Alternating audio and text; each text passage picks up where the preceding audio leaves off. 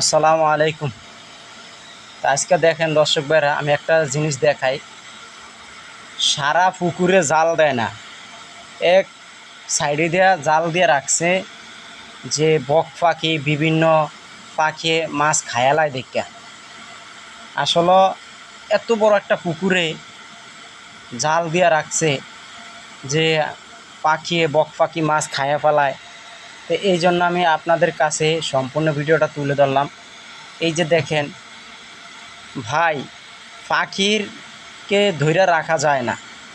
পাখি যেইভাবে হোক তার পেটে খিদা লাগবে, সে মাছ খাবে, ঠিক আছে। এই যে দেখেন ওই পাশে আপনার জাল দেয় না, এই পাশে জাল দিয়ে রাখছে, কেননা ওই পাশে মাছ কোনো ভাসে না। আর আমি সম্পূর্ণ এই পুকুরগুলো দেখাই যে এইসব পুকুরগুলো হইলো পাকিস্তানি আমলের।